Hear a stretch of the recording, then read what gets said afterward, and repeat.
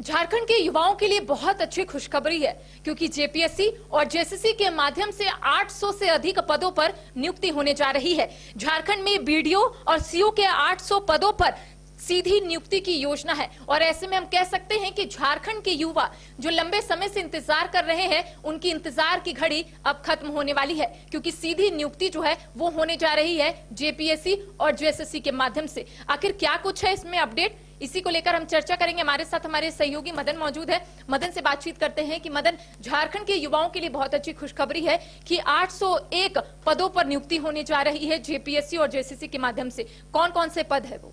देखिए, लगभग 800 से या फिर उससे अधिक भी पद हो सकते हैं। अभी ये अनुमानित है, क्योंकि जब नियुक्तियां निकाली जाएगी जब जेपीएससी और जेएसएससी के द्वारा, तब। लेकिन जो मुख्य रूप से आप देखें तो झारखंड में प्रशासनिक अधिकारियों की जो कमी लगातार देखने को मिल रही है, इसकी भरपाई के लिए यह कदम उठाया जा रहा है। लगातार आप देख रहे थे कि बजट सत्र के दौरान सरकार के समक्ष ये सवाल लगातार विपक्ष के द्वारा भी लाए जा रहे थे कि राज्य में प्रशासनिक अधिकारियों की कमी है, सीओ और बीडीओ तक की कमी है, जिसके वजह से ब्लॉक के चक्कर लोगों को लगाना पड़ता है। जो बुनियादी चीजें हैं वो नहीं हो पाती है। अफसरों के कमी की वजह से एक एक अधिकारी को कई जगहों पर पदस्थापित करके रखा गया है, तो इससे जो रेगुलर बेसिस का काम है वो बाधित होता है।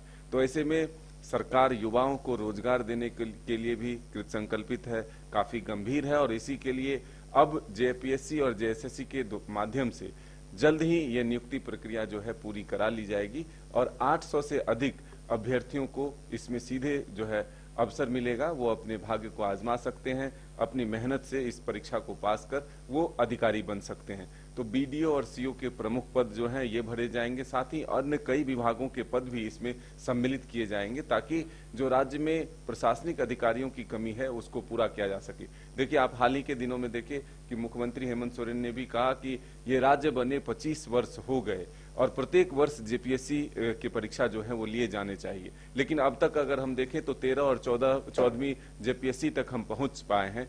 ऐसे में एक बड़ा गैप जो है वो बचा है और इसीलिए लाखों की संख्या में जो अधिकारियों के पद हैं या फिर जो कर्मियों के पद हैं वो अब भी रिक्त हैं। तो सरकार अपने ठोस नियत के साथ, सही नियत के साथ जो है राज्य के युवाओं को रोजगार देने के लिए कदम बढ़ा रही है, और इसी का नतीजा है कि जस्ट देखिए कि अब जो सूचना आ रही है इसके माध्यम से जल्द ही विज्ञप्ति जारी कर दी जाएगी और फिर राज्य के युवा जो दिन रात मेहनत कर रहे हैं, जो प्रतीक्षा में है कि कब वैकेंसी आए, तो उनके लिए बेहद ही अच्छी खबर है, खुशखबरी है कि उनके लिए अब 800 से अधिक अधिकारियों के पद जो है वो सृजित किए जा रहे हैं और फिर राज्य में जो लगातार प्रशासनिक सेवाओं की कमी देखी जाती है उसे भी दूर कर लिया जाएगा।